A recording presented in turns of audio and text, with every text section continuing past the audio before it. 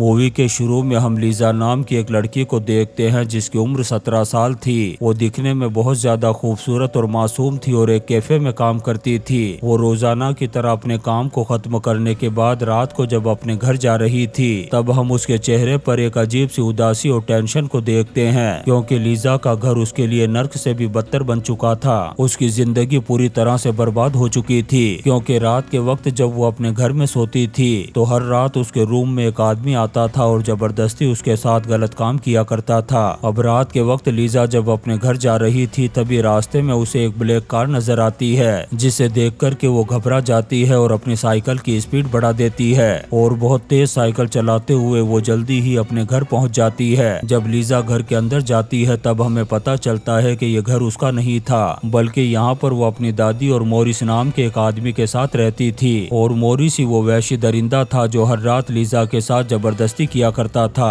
अब इन सारी चीजों से परेशान होकर के लीजा एक दिन अपनी जान देने का फैसला करती है। इसीलिए वो एक लेटर लिखती है, लेकिन उसमें अपने आप को खत्म कर देने की हिम्मत बिल्कुल भी नहीं थी। यहाँ पर हमें पता चलता है कि लीजा की उम्र जब 14 साल की थी तब उसकी मॉम ने उसे उसकी दादी के घर पर भेज दिया था ताकि वो अपनी दादी के पास रह कर के उनकी देखभाल कर सके। फिर अगले दिन लीजा अपनी मॉम को कॉल करती है और अपने साथ रोजाना हो रहे गलत काम के बारे में सब कुछ बताती है, लेकिन लीजा की मॉम उसकी बातों पर बिल्कुल भी यकीन नहीं करती। उसे तो यूं लग रहा था कि जैसे लीजा वापस आने के लिए झूठे बहाने बना रही है। इसीलिए वो उसे डांटते हुए कहती है कि चाहे कुछ भी हो जाए तुम्हें वहीं पर रहना होगा और अपनी दादी की देखभाल और उनका साथ देना होगा। इतना कहकर के वो फोन को कट कर देती है। ये सुनकर के लीजा और भी ज्यादा परेशान हो जाती है। उसकी जिंदगी पूरी तरह से नर्क बन चुकी थी और वो चाहकर भी इस नर्क से बाहर नहीं निकल सकती थी। फिर अगले दिन लीजा कैफे में अपने काम को खत्म करने के बाद जैसे ही बाहर निकलती है तभी रास्ते में उसे वही ब्लैक कार दिखाई देती है जो उसने पिछली रात देखी थी, लेकिन आज वो कार लीजा का पीछा करना शुरू कर देती है। ये देखकर के लीजा घबरा जाती है और अपनी साइकिल की स्पीड बढ़ा देती है। तभी वो कार उसके आगे जाकर के एक जगह पर रुक जाती है। अब लीजा भी उस कार की तरफ ही देखते हुए आगे बढ़ रही थी। तभी अचानक से एक आदमी उसके पीछे से आता है और उसे पकड़ लेता है और उसे उठाकर के कार में ले जाता है और जबरदस्ती उसके साथ गलत काम करता है। अब इतने में ही उसका मन नहीं भरता और वो लीजा की आंखों पर पट्टी बांध देता है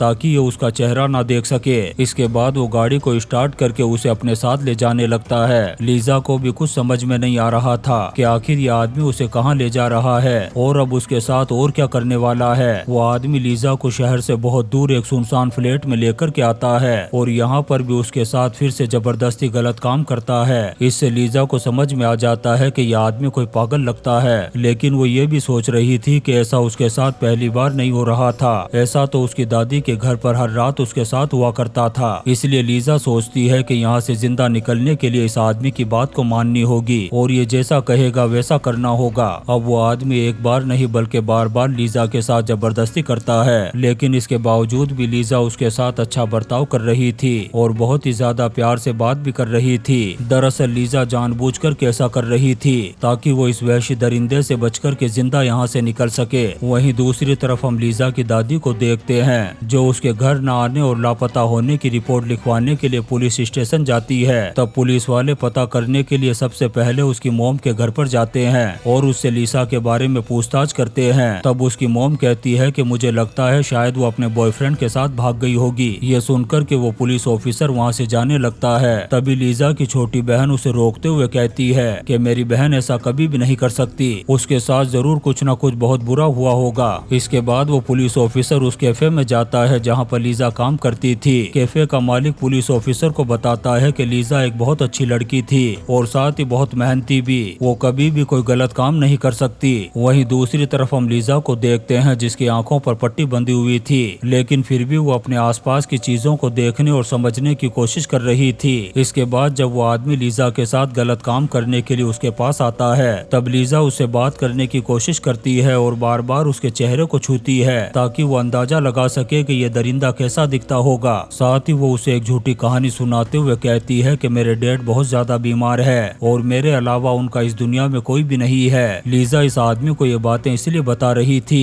ताकि वो आदमी उस पर तरस खाए और उसे यहाँ से जाने दे, लेकिन वो आदमी लीजा की बातों में बिल्कुल भी नहीं आता। इससे लीजा समझ जाती है कि अगर उसने एक भी गलती की तो यह आदमी उसे जान से मार देगा, क्योंकि यह आदमी 24 घंटे घंटे लीजा के साथ ही चिपका हुआ रहता था। अब लीजा धीरे धीरे करके यहाँ पर अपनी मौजूदगी के सबूत छोड़ना शुरू कर देती है। वो वॉशरूम का बहाना करके अंदर जाती है और वहाँ पर लगे हुए मिरर पर अपने फिंगर के निशान छोड़ देती है। वो अंदर रखे हुए जूतों के रंग और डिजाइन को देख करके उन्हें अपने दिमाग में बिठा लेती है। फिर रात के वक्त जब वो आदमी सो रहा होता है तब लीजा चुपचाप उठती है और वहाँ पर रखे हुए फोन से कॉल करने की कोशिश करती है, लेकिन तभी वो आदमी उठ जाता है और लीजा को पकड़ लेता है। यहाँ पर हम उस आदमी को देखते हैं जो अब बहुत ज्यादा गुस्से में आ चुका था। वो आदमी लीजा को जान से मारने की कोशिश करता है। तब लीजा बहाना बनाते हुए कहती है कि मैं तो अपने बीमार बाप के हालचाल पूछने के लिए फोन कर रही थी और उन्हें ये बताना चाहती थी कि मैं एकदम ठीक और खुश हूँ, इसलिए मेरी किसी भी तरह की कोई फिक्र ना करे। ये सुनते ही उस आदमी का गुस्सा ठंडा हो जाता है और वो लीजा को छोड़ देता है। इसके बाद लीजा उस आदमी से कहती है कि अगर तुम मुझे जाने दोगे तो मैं तुम्हारे बारे में किसी को भी नहीं बताऊंगी और अपने पिता को लेकर के यहाँ से बहुत दूर चली जाऊंगी। इसी बीच ये आदमी टीवी पर एक न्यूज देखता है जिसमें बताया जा रहा था कि शहर में खतरनाक कातिल घूम रहा है जिसने कई लड़कियों को किडनैप करके उन्हें बड़ी बेरहमी से मौत के घाट उतार दिया है। जब ये आदमी इस न्यूज को देखता है तो सोचता है कि लीजा को छोड़ने का यही सही वक्त है, क्योंकि शहर की पुलिस उस खतरनाक कातिल को ढूंढ रही है, इसलिए वो इस छोटे मोटे मामले पर बिल्कुल भी ध्यान नहीं देगी। और वैसे भी लीजा ने उसके चेहरे को नहीं देखा है, इसलिए वो उसे पहचान भी नहीं पाएगी।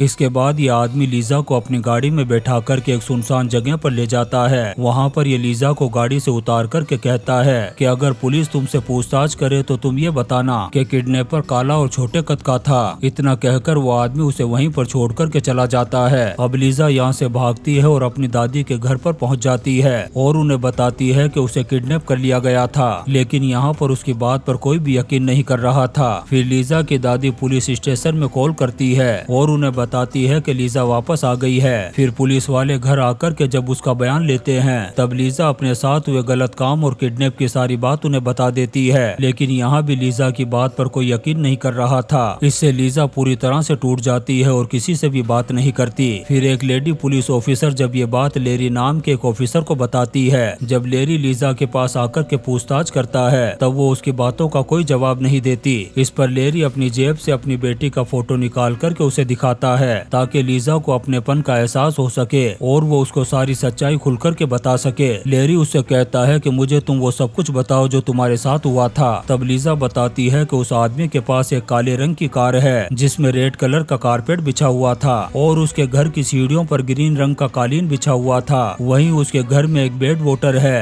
इसके अलावा उस आदमी के पास एक गन भी थी और वो आदमी एक लेफ्ट हैंडेड है। इन सारी बातों को सुनकर के लेरी समझ जाता है कि लीजा झूठ नहीं बोल रही थी। अब वो फौरन उस लेडी पुलिस ऑफिसर से इस केस पर छानबीन करने के लिए कहता है। फिर लेरी जब उसके घर पर कॉल करता है तब मॉरिस लेरी से लीसा का बाप बनकर के बात करता है और लेरी से कहता है कि इस केस पर छानबीन करने की कोई जरूरत नहीं है। ये सुनकर के लेरी को भी मॉरिस पर डाउट होता है कि ये कैसा बाप है जिसे अपनी बेटी की बिल्कुल भी फिक्र नहीं है। तब वो लीसा के पास जाकर के मॉरिस के बारे में पूछताछ करता है। तब लीजा रोने लग जाती है और उसे मॉरिस के बारे में सब कुछ सच सच बता देती है। ये सुनकर के लेरी फौरन मॉरिस के पास जाता है और उसे अरेस्ट कर लेता है। इसके बाद लेरी और उसकी टीम लीसा के केस पर बहुत ही अच्छे तरीके से छानबीन करना शुरू कर देते हैं और लीसा की बताई हुई सारी डिटेल भी उस सीरियल किलर से मैच कर रही थी। इससे लेरी और उसकी टीम को लगने लगता है कि उस सीरियल किलर ने ही लीसा को किडनैप किया होगा। अब वो ये कंफर्म करने के लिए लीजा के कपड़ों को फॉरेंसिक लैब में भेज देता है। जब फॉरेंसिक रिपोर्ट आती है तब लेरी को कंफर्म हो जाता है कि ये वही सीरियल किलर था। इसके बाद लीजा लेरी की गाड़ी में बैठकर के अपनी आंखों को बंद कर लेती है और हर वो बात याद करके दोहराने लगती है जो उसने उस रात महसूस की थी।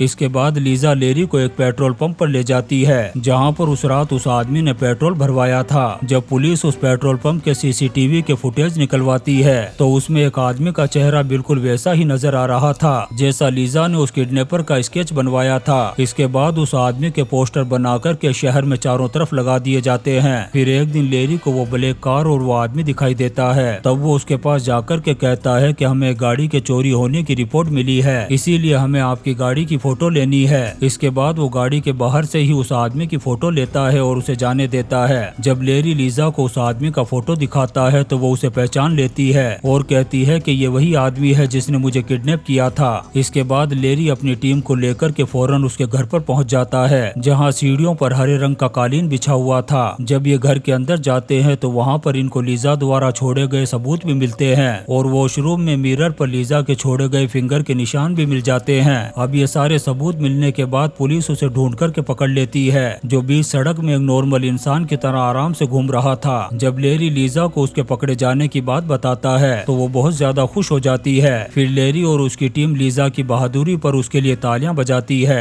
इसके बाद लेरी लीजा के अंकल और आंटी को बुलाता है और उसे उनके हवाले कर देता है। लेकिन लीजा के साथ जो इतना सब कुछ हुआ था उसके अंकल और आंटी को इसके बारे में कुछ भी पता नहीं था। इसके बाद लीजा लेरी को थैंक्स कहती है और अपने अंकल और आंटी के साथ चली जाती है और इसी सीन के साथ ये शानदार मूवी बिलीव मी खत्म हो जाती है। दोस्तों, हम आपके लिए ऐसी ही इंटरेस्टिंग मूवीज एक्सप्लेन करते रहेंगे, तो आप चैनल को सब्सक्राइब जरूर करें और लाइक और कमेंट्स भी करें। Thank you.